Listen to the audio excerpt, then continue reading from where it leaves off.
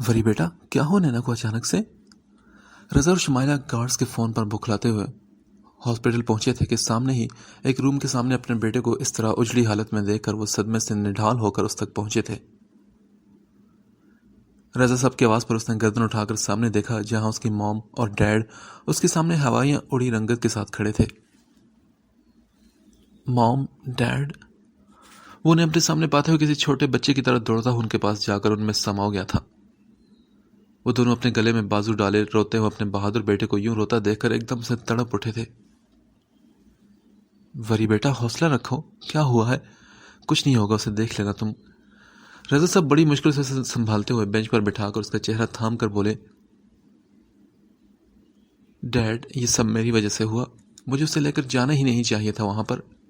और डैड, मैं आपको भी तंग करता हूं ना, मैं बहुत बुरा हूं। आप प्लीज उससे कहना कि उठ जाए, ऐसा न करे मेरे साथ, मैं मर जाऊंगा उसके बगैर डैड। और मैं वादा करता हूं कि मैं आपको कभी तंग नहीं करूंगा, मैं कभी भी कोई शरारत नहीं करूंगा। आप प्लीज एक बार उसे उठा दें। मॉम, आप बताएं ना उसे कि उसका वरियाम नहीं रह सकता उसके बगैर। आप जानती हैं ना ये सब मॉम। जब वो गुस्से से मुझे देखती है ना तो मुझे कितना अच्छा लगता है। फिर उसे तंग करना, उसके साथ टाइम स्पेंड करना मुझे बहुत ज़्यादा अच्छा लगता है मॉम। मैं कैसे रहूँगा उसके बगैर? आप प्लीज़ आप दोनों मेरी बात का यकीन दिलाएं ना उसे। वो मुझसे बहुत नाराज़ है मॉम। मैं कभी भी किसी लड़की से कोई दोस्ती नहीं करूँगा और ना ही किसी को बुलाऊँगा। मरियम बेतहाशा रोते हुए बच्चों की तरह न जाने और क्या क्या बोल रहा था। वो कभी रजा तो कभी शुमाइला, दोनों का हाथ पकड़े ये कहता उन दोनों की अज़ियत को मजीद बढ़ा रहा था। और वो दोनों कैसे देखते अपने नाजू पले लाडले बेटे की ऐसी दिल दहला देने वाली हालत को। रिलैक्स वरी, अगर तुम चाहते हो ना कि सच में तुम्हारी नैना को कुछ ना हो और वो हमेशा तुम्हारे पास महफूज रहे और खुश रहे, तो तुम एक काम करो। तुम अपने रब को याद करो जिसने उसे तुम्हें दिया था। जिसने उसे तुम्हारी किस्मत में लिखा वही उसे अब लौटाएगा। बेशक वो दिलों का हाल बेहतर जानने वाला है। रजा साहब के समझाने पर ही आज वो अपने रब की बारगाह में बैठा था। उसके पास कहने को कुछ भी नहीं था। वो क्या कहता, अपने किस गुनाह की माफ़ी मांगता और क्या सोचता उसका रब कि पूरी ज़िंदगी इसने याद नहीं किया और अब जब अपनी ज़रूरत आन पड़ी तो फ़ौरन फरियाद लेकर पहुंच गया। ए मेरे मालिक, मैं जानता हूं कि मैं बहुत गुनाहगार हूं। मैंने कभी तेरी बारगाह में सर नहीं झुकाया और आज जब झुका भी तो किसके लिए? किसी और के लिए। किसी की ज़िंदगी को बचाते अपनी ज़िंदगी को बचाना चाहता था कि वाकई मैं इंसान खुद गर्ज ही तो था। मैंने हर काम में अपना फ़ायदा ही तलाशा है और जहां कुछ भी हासिल ना हो मैं उसे छोड़ देता हूं। वो कितनी देर से झुके सर के साथ बैठा अपने हाथों की लकीरों को घूरता रहा और फिर इन्हीं हाथों को मुंह पर फेरते हुए एक अलग सा सुकून उसकी रूह में दाखिल हो गया था, जिससे उसे सुकून मिला। उसकी आंखों से बहते एक बेमौल सा आंसू उसके गाल पर बहकर जाय नमाज पर गिरा था। वो अकीदत से झुककर अपनी पेशानी जाय नमाज पर टिकाते हुए न जाने कितनी ही दफा बोसा ले चुका था कि उसका दिल ही नहीं भरा था। फिर जब वो उठा तो एक अलग सा अपने अंदर बदलती इस कैफियत पर वो सुकून से आंखें बंद किए जाय नमाज तह करके एक तरफ रख कर सर पर बांधे अपने रुमाल को उतारता हाथ में लेकर वो रूम से निकला था। वरी अचानक से अपने कंधे पर बोझ के साथ अपने नाम के पुकार पर वरियाम, जो सामने खड़ा शीशे में से उसे ऑक्सीजन में सांस लेते देखकर सब कुछ सोच रहा था, पीछे मुड़कर देखने लगा जहां उसके डैड खड़े वरियाम के देखने पर हल्का सा मुस्कुराए थे। डैड, कैसी हो अब? वो अपने डैड के गले लगते हुए बड़ी मुश्किल पर खुद पर कंट्रोल करते हुए पूछने लगा था। रजा साहब ने उसकी पीठ थपकते हुए उसे हौसला दिया और कहा, अब वो ठीक है और खतरे से बाहर है और तुम अब खुद को बहादुर बनाओ। क्या ऐसे रोंदू वाली शक्ल लेकर जाओगे उसके सामने? ये कहकर उसे छेड़ने लगे तो वरियाम हल्का सा मुस्कुराकर उन्हें देखकर फिर से उनके गले लगा। बस कर पगले, अगर इतना प्यार करेगा तो बाद में तेरे करतूत बर्दाश्त करना मुश्किल हो जाएगा। वो उसकी पीठ थपकते हुए बोले तो वो कहका लगाते हंसा था, जबकि रजा साहब उसे इतनी देर बाद यूं मुस्कुराता देखकर झुककर अपने होंठ उसके पेशानी पर रख गए थे। फिर पूरा एक दिन और एक रात वो हॉस्पिटल में एडमिट रही थी। डॉक्टर्स के मुताबिक उसकी कमजोर सेहत की वजह से और बर्दाश्त न कर पाने की वजह से धुआं उसके फेफड़ों पर बुरी तरह से अपना असर छोड़ चुका था और अब पूरा एक दिन उसे इमरजेंसी में रखा गया था। ابھی تھوڑی دیر پہلے اسے ہوش آیا تھا اور وہ بے چین سی ہو کر اپنے آگے پیچھے دیکھتی اسے ڈھونڈنے لگی جو نہ جانے کہاں چھپا ہوا تھا۔ اسے نہ پا کر نینا بھی مرنے والی ہو چکی تھی، مگر نہ تو اسے رات کو ملنے آیا اور نہ ہی اب پورا دن اس کا انتظار کرتی رہی تھی کہ شاید وہ کہیں مصروف ہوگا یا پھر سے ناراض ہوگا، اسی لیے نہیں آیا اس سے ملنے، مگر اب تو وہ اس کے نہ آنے پر وہ بالکل مرجھا چکی تھی۔ اسے اپنے پاس نہ پاتے ہوئے نہ جانے کتنے ہی الٹے سیدھے سوال اس کے دل میں آئے تھے، جنہیں وہ اپنے چھوٹے سے دماغ میں بٹھاتے نہ جانے کیا کیا سوچ رہی تھی۔ پھپھو، مجھے ریسٹ کرنی ہے۔ وہ جو ابھی تھوڑی دیر پہلے اسے ڈسچارج کرا کر گھر لے کر آئے تھے اور ابھی اسی کے روم میں بیٹھے سے نہ جانے کیا کیا باتیں کر رہی تھی، وریام کا رویہ ان کی سمجھ سے باہر تھا کہ آخر وہ ایسا کیوں کر رہا ہے۔ کل رات بھی اس کے سوتے ہی کتنی دیر تک اس کے پاس بیٹھا رہا، مگر صبح ہوتے ہی ایک نظر سے دیکھ کر وہ آفس کو نکلا اور ابھی تک دوبارہ واپس نہیں آیا تھا۔ وہ بتا چکے تھے نینا کو کہ وریام کتنا پریشان ہوا تھا اس کے لیے۔ وہ ان کی باتیں سن رہی تھی مگر نہ جانے سچ بھی مان رہی تھی کہ نہیں، مگر اب وہ دونوں خاموش ایک دوسرے کو دیکھتے اشارہ کرنے لگے۔ اچھا ٹھیک ہے نینا، آپ ریسٹ کرو، ہم پھر چلتے ہیں۔ رضا صاحب نے اٹھتے ہوئے اس کے سر پر ہاتھ رکھتے ہوئے کہا تو وہ نم آنکھوں سے ہلکا سا مسکرائی تھی۔ اسے خود بھی اچھا نہیں لگ رہا تھا یہ سب کرنا، مگر وہ کیا کرتی، کب تک اپنی وجہ سے وہ دوسروں کو تکلیف میں مبتلا رکھتی۔ یہی سوچتے ہوئے وہ ان کے آرام کا خیال کرتے انہیں روم سے بھیج چکی تھی۔ شمائلہ نے اٹھتے ہوئے اسے کہا، بیٹا کسی بھی چیز کی ضرورت ہو تو اپنی موم کو یاد کرنا، اچھا؟ ان کی بات پر وہ ہلکا سا مسکراتے ہوئے سر ہاں میں ہلا گئی تھی۔ ان کے جاتے ہی کتنی دیر وہ خاموش ساکت پڑی فضا کو گھورتی رہی، پھر اچانک ہوش میں آتے ہی اٹھی اور وارڈروب سے اپنا آرام دہ سوٹ نکال کر وہ شاور لینے چلی گئی تھی۔ تھوڑی دیر بعد وہ وضو کر کے باہر آئی، دوپٹے کو اپنے ارد گرد اچھے سے لپیٹ کر جائے نماز بچھا کر اپنے رب کی بارگاہ میں جھک کر اس کا شکر ادا کرنے لگی جو اس کے اوپر مہربان ہوتے ہوئے ایک بار پھر سے اسے زندگی دے گیا تھا۔ نماز سے فارغ ہو کر ہاتھوں کو اٹھا کر دعا مانگنے لگی، مگر اس ستم گر کا چہرہ اور رویہ یاد آتے ہی وہ اپنے ہمراز اپنے رب کے سامنے رو پڑی تھی۔ کل سے اس نے خود پر ضبط کے بندھن باندھے تھے، مگر اب صبر کے سارے پہاڑ ٹوٹ گئے تھے۔ خوب سارا رو کر خود کو ہلکا کر کے وہ جائے نماز طے کر کے اٹھی اور صوفے پر ایک طرف رکھ کر مڑی تھی کہ اچانک سے دروازہ کھولتے ہوئے اندر داخل ہوا اور اس کی نظریں سیدھا اس کے آنسو سے تر چہرے پر پڑی تو وہ بے چین سا دوڑتا ہوا اس کے پاس آیا۔ نینا اسے اپنے پاس آتے دیکھ کر غصے سے بیڈ کی طرف بڑھی تھی۔ ہے نین، واٹ ہیپنڈ؟ تم رو کیوں رہے ہو؟ کیا ہوا؟ کہیں درد ہو رہا ہے کیا؟ وہ بےتاب سے تڑپتا ہو سکے اسے بازو سے پکڑ کر اسے اپنے قریب کرتے ہوئے بولا تو نینا نے شکوہ کنانے نگاہوں سے اسے دیکھا۔ چھوڑو مجھے، تم سے مطلب؟ وہ غصے سے پھاڑ کھانے والے انداز میں بولی اور ہاتھ سے اس کے سینے پر دباؤ دیتے اسے خود سے دور کرنا چاہا۔ نین، بات تو سنو یار۔ وہ خود کو اگنور ہوتا دیکھ کر فوراً سے اس کے سامنے آ کر بولا تو نینا نے نظر انداز کرتے ہوئے بیڈ پر جا کر رخ موڑ کر اپنا منہ تکیے میں چھپا لیا تھا۔ وریام اس کے ہلکے لرزتے وجود کو دیکھ کر سمجھ چکا تھا کہ میڈم پھر سے رو رہی ہیں۔ وہ جانتا تھا کہ وہ ناراض ہے اس سے اور اس کی وجہ بھی وہ اچھی طرح سے جانتا تھا، اسی لیے تو سوچتے وہ اپنے کپڑے نکال کر شاور لینے چلا گیا۔ 10 منٹ بعد ہی فریش سا ہو کر وہ باہر آیا۔ نماز وہ مسجد میں ہی ادا کر چکا تھا۔ پھر وہ مسکراتے ہوئے گہری سانس بھر کر اس کی طرف بڑھا۔ نین، میری بات سنو۔ اس نے ایک جھٹکے میں کمفرٹر جو اس کے اوپر تھا اسے اٹھا کر دور اچھالا تو وہ ہڑبڑا کر اٹھی تھی، مگر سامنے ہی اسے مسکراتے دیکھ کر وہ غصے سے اسے گھورتے ہوئے بیڈ سے اٹھنے لگی۔ ارے کہاں جا رہی ہو میری جان؟ جب ہم یہاں ہیں تو آپ کو اجازت نہیں کہ میرے ہوتے ہوئے تم کسی بے مول چیز پر وقت ضائع کرو۔ وہ اسے کھینچتے ہوئے ایک ہاتھ کمر میں باندھ کر اسے اپنے اوپر گراتے ہوئے بولا تو نینا نے غصے سے سر اٹھا کر اسے دیکھا۔ چھوڑو مجھے وریام، میں منہ توڑ دوں گی تمہارا۔ وہ ایک دم سے بپھرتے ہوئے تیز تیز سانس لیتی بولتے ہوئے اپنے ہاتھوں کو آزاد کروانے لگی جنہیں وہ قید کر کے اپنے ایک ہاتھ میں جکڑ چکا تھا۔ نین، میری جان مت کرو یار، تھک جاؤ گی تم۔ اسے مسلسل خود کو چھڑوانے کی کوشش میں نڈھال سا ہوتے دیکھ کر وہ مسکراتے ہوئے بولا۔ کتنا خوشگوار احساس تھا کہ اس کی نین اس کے پاس تھی، بالکل ٹھیک ہو کر، اور اب اپنے دبنگ سٹائل میں اس سے ناراضگی بھی جتا رہی تھی۔ نینا نے غصے سے سر ہوتی چھوٹی سی ناک پھلائے اسے دیکھا جو مسکراتا ہوا اسی کو دیکھ رہا تھا۔ ایک دم سے اس کی آنکھوں میں جھلکتی محبت جنون کی داستان کو دیکھتے ہوئے وہ بری طرح سے تڑپتے ہوئے اس کے سینے سے لگ کر رونے لگی تو وریام اچانک سے اس کے یوں رونے پر تڑپ اٹھا تھا۔ وہ اسے اٹھا کر اپنی گود میں لیتے ہوئے بیٹھا اور آہستگی سے اس کی کمر کو سہلاتے ہوئے وہ ہاتھ سے اس کے دوپٹے کو اتار کر جوڑے میں قید بالوں کو جھٹکے سے کھول گیا تھا۔ اسے روتا دیکھ کر وہ اس کے بالوں میں ہاتھ پھیرنے کر اسے چپ کرانے کی کوشش کرنے لگا۔ نین، تم ابھی نہائی کیوں؟ تمہیں پتہ ہے نا کہ ابھی تمہاری طبیعت ٹھیک نہیں، تمہیں احتیاط کرنی چاہیے۔ اس کے بالوں میں منہ دے کر ان کی خوشبو کو خود میں اتارتے ہوئے مدہوش سے لہجے میں بولا تھا۔ نینا نے غصے سے اپنے لب بھینچ کر اسے کہا، چھوڑو مجھے، میں ٹھیک ہوں، اور بند کرو یہ ناٹک۔ میں جانتی ہوں کہ جتنی پرواہ ہے تمہیں میری، تم بھی دوسروں کی طرح صرف خود غرض ہو۔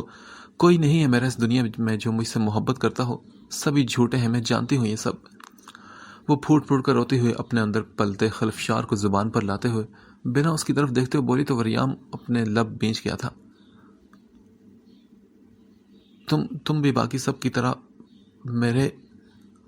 اس سے پہلے وہ کچھ اور بولتی، وریام جھٹکے سے اسے بیڈ پر ڈالتے ہوئے جھک کر انگلی اس کے ہونٹوں پر رکھ کر اسے خاموش کروا گیا تھا۔ نینا نے آنسو بھری ناراض نگاہوں سے اسے دیکھا۔ کون کہتا ہے کہ تم اکیلی اس دنیا میں؟ کیا میری آنکھوں میں جھلکتی محبت جنون نظر نہیں آتا تمہیں؟ اس پر جھک کر اس کے ایک ایک نقش کو آنکھوں کے رستے دل میں سموتے ہوئے بولا، تمہارے لیے صرف میں ہی کافی ہوں۔ میری محبت کسی کو بھی شریک ہونے کی اجازت نہیں دے گی تمہارے ساتھ، چاہے وہ میری اولاد ہی کیوں نہ ہو۔ وہ مسکراتے اس کے بدلتے رنگوں کو دیکھتے ہوئے مانی خیزی سے بولا تو نینا کو گڑبڑ کا احساس ہوا، اور اس سے پہلے کہ اٹھ کر بھاگتی، وریام نے اس کی کمر میں ہاتھ ڈال کر اسے خود میں بیچتے ہوئے اس کے سارے راستے بند کر دیے۔ جانتی ہو کہ ایک دن میں کتنی دفعہ مرا ہوں؟ تم سے ملا نہیں کہ اب اگر مل لیتا تو تمہاری آنکھوں میں دیکھ لیتا تو خود کو روک پانا ناممکن تھا میرے لیے، اسی لیے دور رکھا خود کو تم سے۔ وہ اس کے بالوں میں چہرہ چھپاتے ہوئے مدہوش سا ہو کر بولنے لگا تو نینا نے اس کی بڑھتی ہوئی گستاخیوں پر اسے باز رکھنے کے لیے کہا، وریام پلیز سٹاپ اٹ۔ نہیں نین، آج کچھ مت کہو، مجھے مت رکو، آج محسوس کرنے دو مجھے خود کو۔ میں تمہاری روح تک اترتے ہوئے تمہیں اپنے جنون اور اپنے عشق سے واقف کروانا چاہتا ہوں۔ آج تمہاری یہ بے جا مزاحمت کسی کام نہیں آئے گی۔ وہ جھکتے اس کے کان میں سرگوشی کرتے ہوئے اس کی جان عادی کر گیا تھا، اور پھر آہستہ آہستہ وہ اس کی گردن پر جھک کر اپنے لمس چھوڑنے لگا۔ قطرہ گزرتی رات میں اس کی بڑھتی شدت بھری گستاخیوں پر وہ نڈھال سی ہو کر اپنا آپ اس کے سپرد کر گئی تھی، اور اس کی خود سپردگی کو محسوس کرتے ہوئے وہ مسکرا کر اسے خود میں پوری طرح سے قید کر گیا تھا۔ السلام علیکم ڈیڈ، کیسے ہیں آپ؟ رافع نے اپنے ڈیڈ کو فون کرتے ہوئے ان سے حال احوال پوچھا تو وہ بولے، وعلیکم السلام، میں تو بالکل ٹھیک ہوں بیٹا، تم سناؤ؟ ڈیڈ، وہ وریام سے میری بات نہیں ہو رہی۔ کافی روٹھا ہوا تھا مجھ سے کہ میں اچانک سے پارٹی کینسل کر کے پاکستان آ گیا تھا۔ سب خیری تو ہے نا وہاں پر؟ رافع نے پریشان ہوتے ہوئے پوچھا تو وہ بولے، بیٹا کیا تمہیں نہیں پتا کہ اس دن پارٹی میں کتنا بڑا حادثہ ہو گیا تھا؟ وہ بتاتے ہوئے سامنے موجود صوفے پر بیٹھے اور موبائل دوسرے ہاتھ میں پکڑتے ہوئے ٹی وی کا والیوم کم کیا۔ ڈیڈ کیا ہوا ہے؟ کھل کر بتائیں مجھے، سب ٹھیک تو ہے نا؟ رافع یہ سنتے ہوئے پریشان سا ہو کر بولا کہ آخر ایسا کیسے ہو سکتا ہے کہ وری کے ہوتے ہوئے نینا کو کوئی نقصان پہنچا سکتا ہے؟ بیٹا وہ اس دن یہ ہوا کہ… پھر عزیز صاحب نے اسے ساری بات بتائی، اور ان کے بتانے پر رافع کے چہرے کے تاثرات بدلتے ہوئے ایک دم سے سرد ہوئے تھے۔ وہ ہاتھوں کی مٹھیاں آپس میں بیچتے ہوئے اپنے اندر کے غصے کو کنٹرول کر رہا تھا۔ ڈیڈ آپ پریشان مت ہو، میں بس ابھی آ رہا ہوں۔ یہ کہتے وہ کال کاٹنے لگا تو رضا صاحب نے اسے روک دیا۔ بیٹا ایسے نہیں، سنو، تم ایسے کیسے آ سکتے ہو؟ یہاں پر فدے کی طبیعت بھی ٹھیک نہیں، ابھی رک جاؤ کچھ دن پھر آ جانا۔ اظہر صاحب اسے پرسکون کرتے ہوئے سمجھانے کی کوشش کرنے لگے تو وہ بولا، ڈیڈ آپ کو لگتا ہے کہ میرے جگر، میرے دوست کی زندگی میں اتنا سب کچھ ہو رہا، اور وہ لڑکی جسے میں نے اپنی دل سے بہن مانا اس کے ساتھ اتنا سب کچھ ہوا تو میں پھر بھی نہ ہوں؟ یہ کیسے ہو سکتا ہے ڈیڈ؟ کیا ضروری ہے کہ جب بھی ہم دونوں پر مصیبت آئے ہم ایک دوسرے سے دور ہی ہوں؟ میں کچھ بھی نہیں سننا چاہتا ڈیڈ، اور اب آپ کسی کو بھی نہیں بتائیں گے، اوکے؟ میں ابھی بس اپنی فلائٹ کی ٹکٹ بک کروا رہا ہوں، اور صبح کی پہلی فلائٹ سے ہم وہاں پہنچ جائیں گے، یہ میرا آخری فیصلہ ہے۔ یہ کہہ کر وہ ایک دم سے موبائل سے کال کٹ کر کے اسے جیب میں رکھ چکا تھا، مگر اچانک سے آتی چیخوں کی آواز پر وہ گھبراتا ہوا ایک دم سے خوف کی مانند زر پڑتے ہوئے چہرے کے ساتھ نیچے کی طرف گیا تھا۔ فدیک دروازہ کھولو، دیکھو میں رافع ہوں۔ وہ جو اسے سلاتے اوپر آیا تھا اب اچانک سے نیچے آتی آوازوں پر وہ دروازہ اندر سے لاک اور فدیک کی رونے کی آوازیں سن کر بالکل ڈر چکا تھا۔ وہ لوگ جب سے پاکستان پہنچے تھے نہ جانے کتنی دفعہ فدیک نے اپنے بابا کے بارے میں پوچھا تھا، اور تنگ آتے ہوئے رافع اسے کئی بار ڈانٹ بھی چکا تھا۔ اسی ضد میں فدق دوائی کھائے بنا سوئی تھی کہ اب اچانک سے اس کی آوازوں پر وہ ڈرتا ہوا دوڑتا ہوا نیچے پہنچا تھا۔ چلے جاؤ تم یہاں سے، وہ روتے ہوئے بڑی مشکل سے بول کر چھپنے کی جگہ ڈھونڈنے لگی۔ دیکھو سعد، تم چلے جاؤ، مجھے معاف کر دو، میں کبھی بھی تمہیں کچھ نہیں کہوں گی، میں اپنی ساری جائیداد بھی تمہارے نام کر دوں گی۔ فدق روتے ہوئے بکھرے ہولیے میں مشکل سے کہتی ہوئی ڈریسنگ روم کی طرف بڑھی تھی۔ وہ جانتی تھی کہ سعد اسے نہیں چھوڑے گا، اس لیے وہ دوبارہ اسے بدلہ لینے آیا تھا۔ رافع بھی سعد کے ذکر سن کر چونکا تھا، مگر پھر جلد ہی وہ سمجھ گیا کہ ہو نہ ہو اس نے ضرور کوئی برا خواب دیکھا تھا۔ فدق، یہ میں ہوں ڈیئر، یہاں پر کوئی سعد نہیں، میں رافع ہوں، تم دروازہ کھولو۔ رافع دروازے کے ساتھ لگتے ہوئے قدرے اونچی آواز میں بولا تاکہ وہ آسانی سے اس کے سن سکے۔ نہیں، مجھے پتا ہے تم سعد ہو، تم مجھے کڈنیپ کر کے لائے ہو نا، میں جانتی ہوں سب کچھ۔ اس کی بات سنتے ہوئے زوردار آواز میں چیختے ہوئے رونے لگی تھی۔ فدق پلیز دروازہ کھولو یار، ورنہ میں توڑ دوں گا اسے۔ رافع 5 منٹ تک انتظار کرتے اس کی آواز نہ سنتے ہوئے دھاڑا تھا، مگر اندر مسلسل خاموشی پر اس کے آگے پیچھے خطرے کی گھنٹیاں بجنے لگی۔ وہ زوردار دھکے لگاتے دروازہ کھولنے کی کوشش کرنے لگا اور آخرکار دھڑام سے دروازہ کھلتا چلا گیا، مگر اندر کا منظر دیکھتے ہوئے رافع اپنے قدموں پر سے لڑکھڑایا تھا۔ فدق، کیا ہو تمہیں؟ وہ چیختے ہوئے آگے بڑھا تھا اور کھینچ کر اسے اپنے سامنے کرتے ہوئے ایک زوردار تھپڑ مارا کہ اس کے ہاتھوں میں تھامی گولیاں بکھرتے زمین پر گر گئی تھی۔ اس اچانک پڑتے زوردار تھپڑ پر وہ لہراتے ہوئے فرش پر گری تھی۔ آہ کی آواز اس کے منہ سے نکلی تھی۔ یہ کیا کری تھی تم؟ ہاں؟ رافع غصے سے اسے کھینچتے ہوئے دونوں بازو سے پکڑ کر اپنے سامنے کھڑا کرتے ہوئے بولا تو فدق نے بڑی مشکل سے اپنے چکراتے سر کے ساتھ اسے دیکھا۔ کیوں کھا رہی تھی تم یہ گولیاں؟ ہاں؟ اسے جواب نہ دیتا دیکھ کر وہ دوبارہ سے اس کی کمر میں ہاتھ ڈالتے ہوئے سخت لہجے میں بولا تو اس کی گرفت پر فدق نے درد سے آنکھیں بند کر لی۔ میں کچھ پوچھ رہا ہوں تم سے، بولو، یہ میڈیسن تم کیوں کھا رہی تھی؟ وہ اسے جھنجھوڑتے اس کی ٹھوڑی کو ہاتھ میں دبوچتے ہوئے بولا۔ اس کے جھنجھوڑنے پر وہ ہوش میں آ کر اسے دیکھنے لگی۔ رافع، تم آ گئے؟ وہ ایک دم سے اس کے سینے پر سے لگتی زور زور سے رونے لگی اور رافع جو غصے میں کھڑا تھا اچانک اپنے ساتھ چپکے اسے روتا دیکھ کر فوراً سے پہلے ہی ریلیکس ہوتے ہوش میں آیا تھا۔ اپنے آنکھوں کے سامنے سے نیند کی ڈھیر ساری گولیاں کھاتا دیکھ کر وہ نہ جانے کیوں اس قدر پاگل سا ہو گیا تھا کہ نہ چاہتے ہوئے بھی اسے تکلیف پہنچا بیٹھا تھا۔ رافع، پتہ ہے وہ سعد آیا تھا ابھی، وہ اس کی شرٹ کو مٹھیوں میں دبوچتے ہوئے ہچکیوں کے درمیان بڑی مشکل سے بولی تھی۔ چپ کرو میری جان، کوئی نہیں یہاں پر، دیکھو صرف میں ہوں تمہارے پاس، اب خاموش ہو جاؤ، چلو شاباش۔ وہ آرام سے اس کے گرد بازو کا حصار باندھتے ہوئے ہونٹ اس کے سر پر رکھتے ہوئے پیار سے بولا تو فدق گہرے سانس بھرتے خود کو نارمل کرنے لگی۔ وہ اسے یوں ہی اپنے حصار میں لیتے ہوئے بیڈ پر بٹھا کر خود بھی اس کے پاس بیٹھا اور پیار سے اس کے ہاتھوں کو تھام کر اس کی سرخ ہوتی ناک اور لرزتے ہوئے وجود کو دیکھ کر گہری سانس کھینچ کر خود کو نارمل کرنے لگا۔ فدق میری جان، تم نے ضرور کوئی برا سپنا دیکھا ہوگا، یہاں پر دیکھو میں ہوں تمہارے ساتھ اور کوئی بھی نہیں یہاں پر۔ وہ آرام سے اس کے پاس بیٹھتے ہوئے بیڈ کراؤن سے ٹیک لگا کر اسے اپنے حصار میں قید کرتے ہوئے بولا تو فدق نے سکون سے آنکھیں بند کر لی۔ میں نے کہا تھا نا رافع کو مجھ سے شادی مت کرو، دیکھو برباد کر دی میں نے تمہاری زندگی بھی۔ کچھ پل خاموشی سے اس کے سینے میں منہ دے کر وہ اچانک سے بولی تو رافع حیران ہوتا ہوئے چونکا تھا اس کی سوچ پر۔ کیا مطلب ہے تمہارا؟ تمہیں کیوں لگتا ہے فدق کہ میری زندگی برباد ہو گئی ہے؟ میں تمہیں بتانا چاہتی تھی سعد کے بارے میں، وہ میرے تایا کا بیٹا ہے اور… اچھا ٹھیک ہے، بس چپ ہو جاؤ، میں جانتا ہوں سب کچھ اور ابھی کچھ مت بولو، مجھے کوئی صفائی نہیں سننی۔ دیکھو رو رو کر کیا حال کر دیا تم نے اپنی آنکھوں کا۔ وہ اس کی سوجی ہوئی سرخ آنکھوں کو دیکھتے ہوئے جھک کر اس کے چہرے پر اور شدت سے اس کی آنکھوں پر بوسہ دینے لگا۔ آئی لو یو فدق، تمہارے بغیر تو اس زندگی کا تصور بھی نہیں کر سکتا میں، تو پھر کیسے سوچا تم نے کہ میری زندگی برباد کر دی ہے؟ وہ شکوے بھری نگاہوں سے اسے دیکھتے ہوئے بولا تو فدق نے ڈرتے ہوئے اپنی نظریں چرائی اور بولی I am sorry Rafay. It's okay, ابھی سو جاؤ، ہم کل واپس جا رہے ہیں۔ وہ آرام سے جواب دیتے اس کی سوری کو نظر انداز کرتے ہوئے ایک جانب کروٹ بدلتے ہوئے لیٹ گیا تھا۔ ہم یہاں کیوں آئے تھے رافع، میرے گھر پر؟ وہ بنا اس کے حال جانے کہ وہ کیسے خود پر ضبط کے پہاڑ بٹھائے بیٹھا تھا دوبارہ سے اس کے ساتھ چہکتے ہوئے اپنی نازک سا ہاتھ اس کی گردن پر لپیٹتے ہوئے بولی تو رافع نے لب بینچ لیے تھے اس کی اس حرکت پر۔ ہم یہاں اسی لیے آئے تھے کہ تم ایک اچھا سا وقت گزارو۔ رافع سمجھ چکا تھا کہ اب آہستہ آہستہ وہ ٹھیک ہو رہی تھی۔ کل ہم واپس جائیں گے، ٹھیک ہے نا؟ اس کا سر اپنے بازو پر رکھتے ہوئے چہرہ اس کی طرف کرتے ہوئے بولا، اور اس کی گرم جھلسا دینے والی سانسوں کو اپنے چہرے پر محسوس کر کے وہ خاموشی سے سر ہاں میں ہلا گئی تھی۔ رافع، مجھے نیند آ رہی ہے۔ وہ اپنے چہرے پر اس کی نظروں کی تپش اور تیز چلتی سانسوں کو محسوس کرتے بولی تو رافع مسکرا اٹھا۔ ہاں تو ٹھیک ہے، سو جاؤ میری جان۔ پیار سے اس کے ماتھے پر ہونٹ رکھتے ہوئے اسے مزید تنگ کرنے کا ارادہ ختم کرتے ہوئے وہ بھی آنکھیں بند کر کے سو گیا تھا۔ فضا، کیا ہو؟ تم نے اتنی ایمرجنسی میں کیوں کال کی؟ سب خیری تو ہے نا؟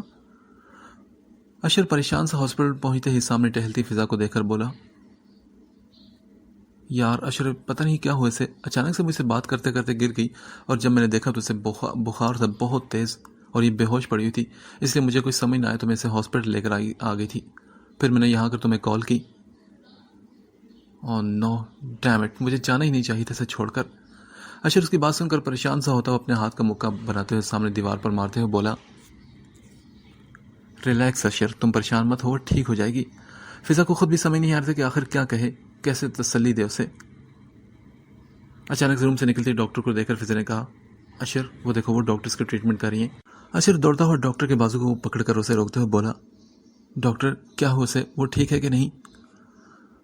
اس کی حرکت پر ڈاکٹر سوالی نگاہوں سے اسے دیکھنے لگی اور پھر پوچھا، کون ہیں آپ؟ ڈاکٹر، میں اشر ہوں، اور اندر جو لڑکی ہے وہ میری بیوی ہے، آپ پلیز بتائیں نا کیا ہو انہیں، سب ٹھیک تو ہے نا؟ وہ ایک دم سے نہ جانے کتنے سوال کر بیٹھا تو ڈاکٹر نے مسکراتے اس کی بے چینی نوٹ کی اور اس کی طرف دیکھا۔ دیکھیے، گھبرانے کی کوئی بات نہیں مسٹر اشر، وہ بالکل ٹھیک ہیں، بلکہ خوشخبری یہ ہے کہ آپ پاپا بننے والے ہیں۔ ڈاکٹر نے مسکراتے اسے دیکھ کر کہا تو وہ حیرانگی کے تاثرات لیے ڈاکٹر کو دیکھنے لگا۔ کیا آپ سچ کہہ رہی ہیں ڈاکٹر؟ وہ یقین نہیں کر پا رہا تھا کہ اللہ نے اسے اتنی بڑی خوشی سے نوازا تھا۔ وہ ڈاکٹر کو جھنجھوڑتے ہوئے بولا تو ڈاکٹر نے چکراتے سر کے ساتھ اس پاگل انسان کو گھورا تھا۔ مسٹر اشر، اس میں جھوٹ کی کیا بات ہو سکتی ہے؟ آپ آئیں، میرے ساتھ کچھ بتانا ہے آپ کو۔ ڈاکٹر اچانک سے سنجیدہ ہوتے ہوئے بولی تو اشر کے دمکتے چہرے پر پل بھر میں فکر کے سائے لہرائے تھے۔ فضا، تم رمشا کے پاس جاؤ، میں ابھی آتا ہوں۔ وہ فضا کو دیکھتے ہوئے کہہ کر ڈاکٹر کے پیچھے لپکا تھا۔ فضا بھی مسکراتے ہوئے اتنی بڑی گڈ نیوز کو سنتے ہوئے اندر داخل ہوئی۔ جی ڈاکٹر بولیں، کیا ہوا، سب ٹھیک تو ہے نا؟ گھبرائیں نہیں مسٹر اشر، سب ٹھیک ہے، بس اب آپ کو ان کا زیادہ سے زیادہ خیال رکھنا ہوگا اور کوشش کریں کہ ان کو پریشانیوں سے دور رکھیں۔ کسی بھی قسم کا ڈپریشن ان کے لیے اور بیبی کے لیے ڈینجرس ہو سکتا ہے۔ آپ سمجھ رہے ہیں نا میری بات کہ میں کیا کہہ رہی ہوں؟ ڈاکٹر نے اسے سمجھاتے ہوئے پوچھا۔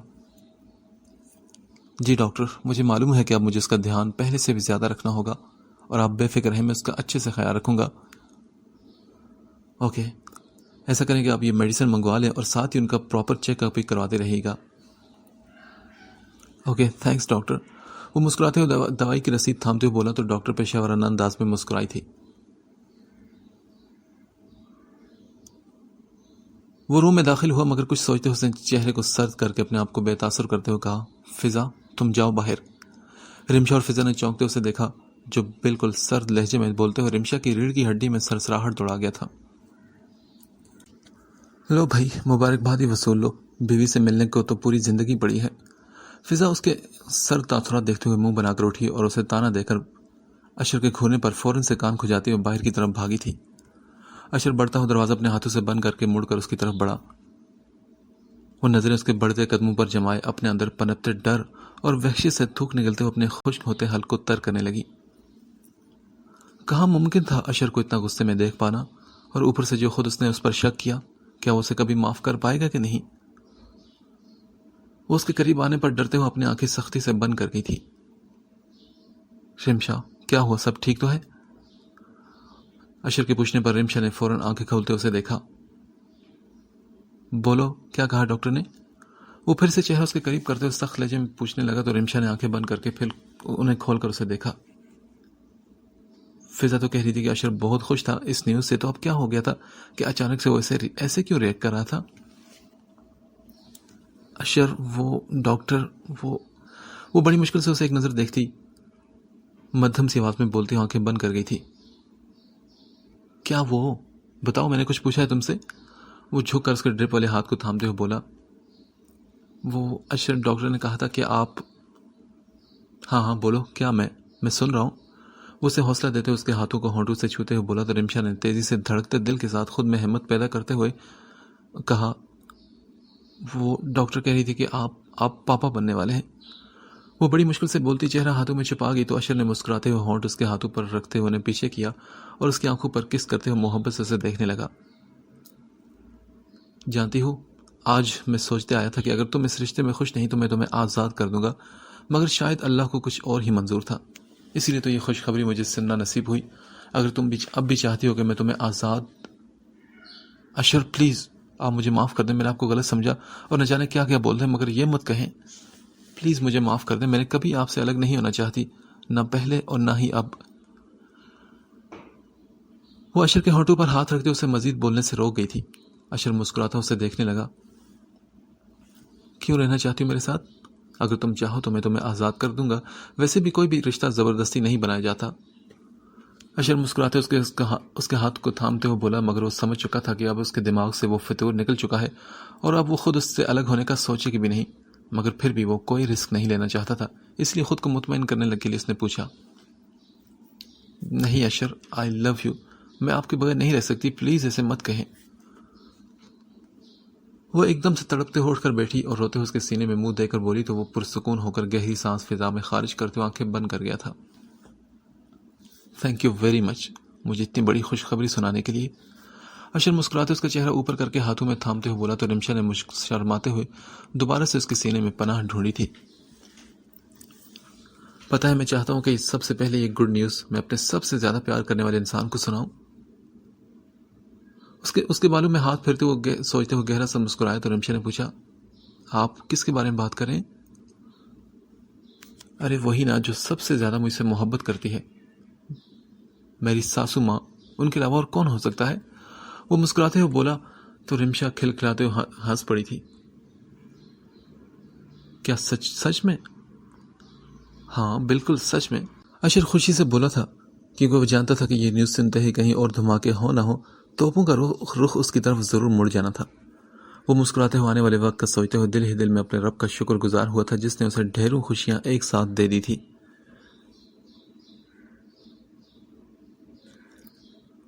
پرفزوں ماحول میں لہراتی خاموش سورج کی مدھم سی کرنیں کھڑکی سے ٹکراتی ہوئی فضا میں مدہوش سی تھی. کمرے کے خوابناک پرسکون خوشبو میں بسے ماحول میں وہ اچانک سے خود پر پڑے وزن کو محسوس کرتے ہوئے برے سے منہ بناتے مدھم سی آنکھیں کھول کر سامنے دیکھنے لگی، جہاں اس کے برابر ہی وہ شہزادوں کی آن بان سا شخص اس کا محرم پورے حق سے اسے باہوں میں بھرے سویا ہوا تھا. ایک شرمیلی سی مسکراہٹ نے نینا کے چہرے کا احاطہ کر لیا. وہ ہلکے سے اس کے بازو میں رکھے اپنے سر کو اٹھاتی ہوئی مسکرا کر اس کے پیشانی پر بکھرے بالوں کو اپنے ہاتھوں سے سنوارتے ہوئے جھک کر اپنے ہونٹ رکھ کر سکون سے آنکھیں بند کر گئی تھی. جتنا مکمل محسوس کر رہی تھی وہ خود کو، رات بھر وہ اپنی محبت بڑی شدتیں اس پر لٹاتے اسے اپنے جنون، اپنے عشق سے روبرو کرواتا رہا تھا. اور نینا بھی مسکراتے ہوئے اس کی پناہوں میں سمٹ کر خود کو اس کے نام کر چکی تھی. وہ سوچتے ہوئے ایک شرمگین مسکراہٹ ہونٹوں پر سجائے بیڈ سے اٹھی تھی کہ اچانک سے وہ ہاتھ پکڑتے ہوئے کھینچ کر اسے خود پر گرا گیا تھا. فریام بس کریں، اٹھے نا اب. جی جان وریام، کہو کیا کوئی کمی رہ گئی تھی خادم سے؟ اگر ہے تو بندہ حاضر ہے، ہر کمی کو پورا کر دے گا. وہ شرارت سے ہونٹ دباتے اس کے دمکتے سرخ پڑتے چہرے کو دیکھ کر بولا، ویسے نیند یہ تو ناانصافی ہوئی نا، رات میں نے تم سے اتنی محبت کی اور تم نے ایک چھوٹی سی کس کی اور وہ بھی مجھے سوتا ہوا پا کر، یہ تو بالکل ناانصافی ہے. وہ اٹھ کر ایک بازو اس کے کمر میں حمائل کرتے ہوئے اچانک سے اسے اپنے نیچے کرتے ہوئے بولا تو نینا نے مشکل سے اپنے لرزتے وجود کے ساتھ خود کو نارمل کرنے کی کوشش کی. اچھا گڈ مارننگ کس ہی تو دے دو مجھے یار، اپنے اس معصوم سے شوہر کو تھوڑا سا خود مجھ پر رحم تو کرو. وہ مسکراتا اس کے بالوں کو پکڑ کر کان کے پیچھے کرتے ہوئے محبت سے اس کے کان میں سرگوشی کرتا ہوا اس کے کان کی لو کو ہلکا سا دانتوں میں دبا گیا تھا. وریام بس کرے نا، جانے دے مجھے، ٹائم دیکھیں کیا ہو رہا ہے، 10 بج چکے ہیں، موم کیا سوچے گی. نینا واقعی اب پریشان سی تھی کہ اب وہ کیسے موم کا سامنا کرے گی. ایک تو اس کی آنکھ اتنی لیٹ کھلی اور اوپر سے خود میں بسی اس کے وجود کی خوشبو کو وہ کیسے سب سے چھپا پائے گی. کہہ دینا نا کہ پوری رات آپ کے لاڈلے بیٹے نے سونے نہیں دیا اور پھر بڑی مشکل سے اس سے محنت کر کے میں نے جان چھڑائی تھی. بس آپ کے بیٹے کی وجہ سے میں لیٹ ہوئی ہوں. وریام محبت سے اس کی گردن میں منہ دیے اس کی خوشبو کو محسوس کرتے ہوئے خمار بھرے لہجے میں بولا. وریام بس اسٹاپ اٹ، جانے دے مجھے. اس کی آنکھوں میں جھلکتی واضح شرارت کو دیکھ کر اسے باز رکھنے لگی. پتہ ہے جب بھی تم مجھے نو وریام نو بولتی ہو نا تو مجھے ایسا لگتا ہے جیسے تم کہہ رہی ہو کہ گو وریام گو.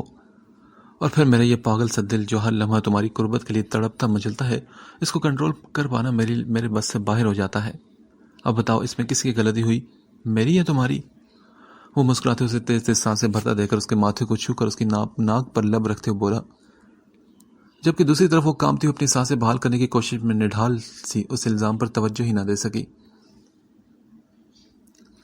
کچھ دیر بعد ہی وہ دونوں فریش ہو کر نیچے آئے تھے. السلام علیکم ایوری ون.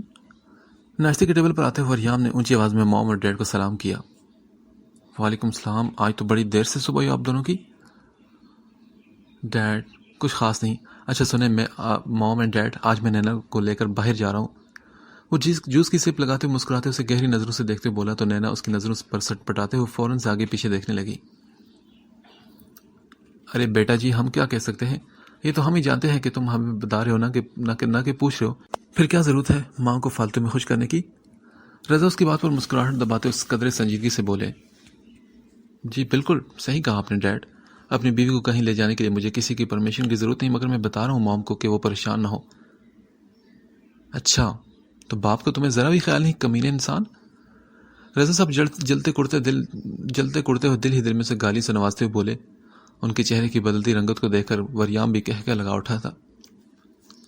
اچھا نین تم روم میں آؤ، مجھے تم سے کچھ کام ہے. وہ نارمل سے انداز میں ناشتہ کر کے چیئر کھسکاتے ہوئے کھڑا ہو کر بولا تو اس کی اچانک نئی ڈیمانڈ پر نینا بھی کڑتے ہو رہ گئی تھی. میں موم کے ساتھ کام کر کے آتی ہوں. وہ فوراً سے نظریں آگے پیچھے کرتی ہوئی پلیٹس اکٹھی کرتی بولی تو شمائلہ نے چونکتے اسے دیکھا. بیٹا چلی جاؤ، کوئی ضروری کام ہوگا نا. وہ اسے سمجھاتے ہوئے پیار سے بولی تو چاروں نے چار اس کی پشت کو گھورتے ہوئے وہ اس کے پیچھے چلی آئی تھی، جو مزے سے اسے حکم سناتا اب اپنے بالوں میں ہاتھ پھیرتا اپنے روم کی طرف بڑھ رہا تھا. ہیلو کہاں ہو تم؟ میں گھر پر ہوں. کیوں سب ٹھیک تو ہے نا؟ رافی کی کال پر وریام نے اسے جواب دیتے ہوئے کہا. ٹھیک ہی ہے. تم سناؤ نینا کا کیا حال ہے، کیسی ہے اب وہ؟ نینا بالکل ٹھیک ہے، مگر تم بتاؤ کہاں ہو تم؟ وریام کو کچھ کھٹکا ہوا تھا اس لیے اس نے فوراً سے پہلے پوچھا. میں بس ابھی گھر پہنچا ہوں. اوہ ریئلی، کب آئے تم، اور تم اتنی جلدی واپس کیوں آ گئے؟ وریام پریشان سے فوراً سے صوفے پر بیٹھتے ہوئے بولا. یار بس ایسے ہی. تم مجھے بتاؤ کہ اتنا سب کچھ ہو گیا اور تم نے مجھے بتانا بھی ضروری نہیں سمجھا. رافی چاہتا تھا کہ اس سے مل کر گلے شکوے کرے، مگر اب اچانک سے وہ رہ نہ پایا تو اس لیے آتے ہی اس نے کال کر لی تھی.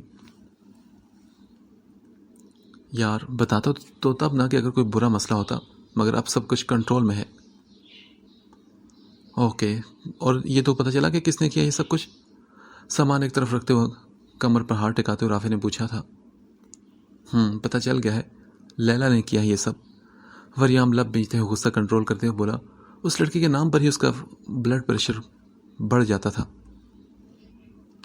تو وریام پوچھو نا اس سے یار کہ کیوں اس نے یہ سب کیا.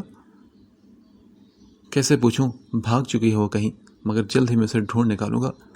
وریام سوچتے خود پر بڑی مشکل سے کنٹرول کرتے ہوئے بولا. اوکے پھر ٹھیک ہے. اچھا سن، کہیں جانا مت، میں اور فدق آ رہے ہیں 1 گھنٹے تک. اس سے پہلے کہ وہ کال کرتا وہ پہلے ہی بتا چکا تھا. اچھا ٹھیک ہے، مگر بات سن، گھر مت آنا، ایڈریس سینڈ کروں وہاں پر لے کر آ جاؤ فدق کو. کال بند ہونے پر وریام نے اسے میسج کیا تھا. اس کا میسج پڑھ کر رافع چونکا. کہاں اور کیوں، وہاں پر کیوں؟ وہ سوچتے ہوئے من میں آیا سوال پوچھ بیٹھا. یار اس لیے کہ میں نین کو شہر گھمانے والا ہوں، تو تم دونوں بھی تھوڑی دیر ریسٹ کر لو اور اس کے بعد ایڈریس پر آ جانا. رات کو باہر اسٹے کریں گے اپنے فیوریٹ ہوٹل پر، اوکے؟ وریام نے اسے میسج کرتے ہوئے موبائل اپنے جیب میں رکھ لیا تھا. رافع اپنا ماتھا مسلتے ہوئے سوچ میں پڑا تھا کہ آخر یہ ہوٹل کی بات کیوں کر رہا تھا. ہیلو ہاں بولو، کیوں کال کی تم نے؟ بیزار سے لہجے میں کہتے ہوئے لیلا بات ختم کرنے کے اس انداز میں بولی تو دوسری جانب موجود شخص بھڑک اٹھا اس کی بات پر. لیلا تمیز سے بات کرو مجھ سے. میں پیسے لے کر کام کرتا ہوں تو اس کا مطلب یہ نہیں کہ میں غلام ہوں تمہارا۔ اس نے ایک ایک لفظ چبا کر ادا کیا تھا۔ اس کی بات سن کر لیلا کا خون بھی کھول اٹھا۔ یو باسٹرڈ، اگر کام مکمل نہ ہونا تو پھر پوچھیں گے تو اسے۔ اپنے ہاتھوں سے اپنے بالوں کو نوچتے ہوئے وہ چلا کر بولی تھی۔ پاس بیٹھے گریگ نے اس کی پیٹھ سے ہلاتے اسے ریلیکس کیا۔ لیلا تم میرے کام کی فکر مت کرو، میں پوری نظر رکھی ہوں ان سب پر۔ اس وقت وہ ہوٹل میں ہی ہے اور کام ہوتے ہی میں کال کروں گا، مگر تب تک میرے پیسے تیار رکھنا، سمجھی تم؟ بالکل اسی کے انداز میں جواب دیتے ہوئے وہ فوراً سے کال کاٹ کر اپنے روم سے باہر نکلا۔ کال بند ہونے پر لیلا صوفے پر بیٹھی تو گریگ نے اسے کہا، ڈونٹ وری بیبی، سب ٹھیک ہو جائے گا۔ یو ول سی، میں اس وی کو نہیں چھوڑوں گی، وہ غصے اور حقارت سے کہتی ہاتھ میں موجود شراب کے گلاس کو زمین پر پٹخ چکی تھی۔ پچھلے چند دنوں سے وہ یہاں اسی کے پاس چھپی ہوئی تھی کہ وریام ہر جگہ اسے ڈھونڈ رہا تھا، اور تو اور ملک سے باہر جانے کے سارے راستے بھی اسی پر بند کروا چکا تھا کہ وہ جو رات چھپتے بھاگنا چاہ رہی تھی، مگر ایئرپورٹ کے باہر وریام کے باڈی گارڈ کے ساتھ روکی کو دیکھ کر وہ سمجھ گئی تھی کہ یہ سب اس کی چال ہے اسے پکڑنے کی۔ پھر وہ واپس تو آئی تھی، مگر ایک نئی چال اور ایک نئے جذبے کے ساتھ، اور اب اسے بس موقع کی تلاش تھی۔ وہ ایک ہی تیر سے دونوں شکار کرنا چاہتی تھی، وریام سے بدلہ بھی لینا اور اس دیسی میڈم نینا کو واپس بھیج کر ہی دم لینے کا اس نے سوچ لیا تھا۔ تم نے مجھے ہرٹ کیا وی، اب دیکھو تمہاری ساری زندگی میں نے خراب نہ کر دی نا تو میرا نام بھی لیلا نہیں۔ وہ اپنے دوست گریگ کے گلے لگ کر غصے اور نفرت سے وی کو یاد کرتے ہوئے بولی تھی، وریام یار یہ دیکھ، یہ لیلا کی تصویر، یہ آج ہی لے گئی ہے کچھ دیر پہلے کی، اور وہ یہیں پر ہے۔ دیکھ وریام، میں جانتا ہوں کہ تم اس سے بہتر ہر معاملے کو سالو کر سکتا ہے، مگر اس وقت میں چاہتا ہوں کہ تم اس لیلا نام کی بلا کو پکڑ لو یار، اس سے پہلے کہ وہ کچھ برا کانڈ کر دے۔ وہ چاروں وہاں پر گھومنے آئے تھے۔ موقع ملتے ہی رافع نے وریام کو یہ بات بتاتے ہوئے سنجیدگی سے کہا تو وریام نے گہری سانس خارج کی۔ ڈونٹ وری یار، مجھے سب سے پہلے سے پتا ہے، اور میں آج ہی اس کو پکڑ کر پولیس کے حوالے کرنے والا ہوں۔ وہ اس کا کندھا تھپکتے ہوئے پیار سے سمجھا کر بولا تو رافع یہ سن کر سکون سے مسکرا دیا۔ اسے لگا کہ فائنلی اب ان کی زندگی میں رونق ہوگی اور کوئی مصیبت، کوئی پریشانی نہیں ہوگی، اور اب وہ آرام سے زندگی گزاریں گے، مگر اس کی سوچ پر قسمت بھی ہنس پڑی تھی۔ ہوٹل میں ایک اچھی شام گزارنے کے بعد وہ چاروں گھروں کو واپس لوٹے تھے۔ وریام نینا کو گھر ڈراپ کر کے آفس کے لیے نکل گیا تھا۔ نینا بیٹے، کیا تم فری ہو؟ ہاؤ میں تمہیں وریام کی بچپن کی پکچرز دکھاتی ہوں۔ شمائلہ نے نینا کو اداس دے کر اسے فوراً سے خوش کرنے کے لیے وریام کی پکچرز نکال کر اسے دکھانا شروع کر دی تھی۔ نینا بھی مسکراتے ہوئے پکچر دیکھنے لگی، جہاں کسی تصویر میں وریام بالکل چھوٹا سا، کافی کمزور تھا، اور کسی میں شرٹ اتارے کھڑا تھا۔ اس کی کئی تصویروں کو دیکھتے ہوئے شمائلہ ہنس رہی تھی، کھلکھلا رہی تھی، جن میں وہ رضا کو تنگ کرتے ہوئے بھاگ رہا تھا اور رضا اس کے پیچھے مسکراتے اسے پکڑنے کی کوششوں میں تھے۔ بیٹا دیکھو، شاید تمہارا موبائل بج رہا ہے۔ فون کی رنگ سنتے ہی شمائلہ نے اسے مخاطب کرتے ہوئے کہا تو وہ برے سے منہ بناتے رہ گئی۔ مام رہنے دینا، بعد میں بات کر لوں گی، ابھی ہم تصویریں دیکھتے ہیں۔ وہ فوراً سے منع کرتے ہوئے بولی، کیونکہ جانتی تھی کہ فون پر سوائے وریام کے اور کس کی کال آ سکتی ہے، اور اس وقت وہ ویسے بھی پھپھو کے ساتھ بہت خوش تھی۔ اسے مزہ آ رہا تھا وریام کی گزری زندگی کی یادیں دیکھ کر۔ نہیں بیٹا جاؤ، تم دیکھو، ہو سکتا ہے کسی کو اس کو ضروری کام ہو۔ بار بار بجتے موبائل کو دیکھ کر وہ محبت سے اسے سمجھاتے ہوئے بولی تو نینا منہ بناتے اٹھ کر ٹیبل تک گئی۔ ایک ان نون نمبر دیکھ کر وہ پہلے تو حیران ہوئی، مگر پھر کچھ سوچتے ہوئے فون یس کر کے کان سے لگا گئی۔ ہیلو، کون؟ نینا، اگر تم وریام کا سچ جانا چاہتی ہو تو باہر کھڑی جیپ میں فوراً چپ چاپ بیٹھ جاؤ۔ ہیلو، کون ہے تم؟ وہ ہیلو ہیلو کرتی رہی، مگر دوسری طرف سے کھٹاک سے فون بند ہو گیا تھا۔ وہ گھبرا کر فون کی طرف دیکھنے لگی۔ کیا ہو نینا، کس کا فون تھا؟ شمائلہ سے یوں ہی پریشان حال کھڑا دے کر فکر مند انداز میں پوچھنے لگی۔ جی موم، کسی کا نہیں، وہ دراصل وریام کا کوئی کام تھا تو انہوں نے گاڑی بھیجی ہے، کہہ رہے ہیں کہ آؤ باہر، تو کیا میں جاؤں؟ کچھ سوچتے ہوئے زندگی میں پہلی بار جھوٹ بول گئی تھی۔ وریام کو سنتے ہی شمائلہ نے کہا، ہاں بیٹا ضرور جاؤ، اور یہ لڑکا بھی نا، اسے بالکل بھی آرام نہیں، تم جاؤ میری بیٹی، اور آرام سے جانا۔ اسے تسلی دے کر وہ اندر سے شال اسے لا کر تھما گئی تھی۔ وہ مسکراتے ہوئے جی اچھا کہہ کر شال تھام کر اپنے اوپر اچھے سے لپیٹتے ہوئے باہر کو نکلی تھی۔ وہ گھر سے نکلتے ہی فوراً جا کر گاڑی میں بیٹھی تو گاڑی بھی سٹارٹ ہو گئی تھی۔ کافی دیر کے سفر کے بعد گاڑی ایک جگہ رکی اور گاڑی کا ڈرائیور جو کالا حبشی تھا وہ اتر کر اس کے پاس آ کر بولا، چلو اترو۔ اس ڈرائیور کو دیکھتے ہوئے ڈرتے ڈرتے نیچے اتری تو اس نے کہا، چلو وہاں اندر چلو۔ اس نے ہوٹل کے اندر کی جانب اشارہ کرتے ہوئے بولا تو وہ تھوک نگلتے ہوئے خود کو پرسکون کرنے لگی، مگر اس کا دل انجانے خوف سے لرز رہا تھا۔ اسے لگ رہا تھا کہ ایسے اس کا دل ابھی مانو دھڑکتے ہوئے باہر نکل آئے گا، مگر اس کا ابھی وہاں جانا ضروری تھا کیونکہ وریام کو وہ کسی بھی مصیبت میں نہیں دیکھ سکتی تھی۔ اس ڈرائیور کے ساتھ چلتے ہوئے ایک ہوٹل کے روم کے باہر آ کر پہنچی تو اس ڈرائیور نے فوراً اپنی جیب سے گن نکال کر اس کی پیٹھ پر رکھ کر کہا، چلو اس دروازے پر ناک کرو۔ گن دیکھ کر نینا کے ہوش اڑ گئے۔ وہ ڈرتے ہوئے اپنے خوف پر قابو پانے لگی، مگر اب یہ کہاں ممکن تھا۔ کپ کپاتے ہاتھوں سے وہ دروازے پر دستک دے گئی تھی۔ وریام کا بارے میں سوچتے اس کا دل جیسے بند ہونے کو تھا۔ وہ کیسے بھی کر کے اس تک پہنچنا چاہتی تھی۔ وہ اپنی ہی سوچوں میں اس قدر کھوئی تھی کہ دروازہ کھلنے کی آواز پر اس نے خالی نظروں سے سامنے دیکھا، مگر سامنے کا منظر دیکھ کر وہ لڑکھڑاتے قدموں سے آگے بڑھی تھی۔ جہاں دروازہ کھولے لیلا بکھری ہوئی حالت میں وریام کی سکن وائٹ شرٹ کو پہنتے ہوئے اس کے بٹن بند کری تھی، جبکہ دوسری نظر اس کی بیڈ پر پڑی جہاں وریام شرٹ لیس اوندے منہ لیٹا ہوا تھا، جبکہ اس کی گردن پر پیچھے جا بجا پڑے لپسٹک کے نشانات کو دیکھ کر وہ لڑکھڑاتے قدموں سے بڑی مشکل سے خود کو سنبھالتے ہوئے بھاگ کر اس کے پاس آئی تھی۔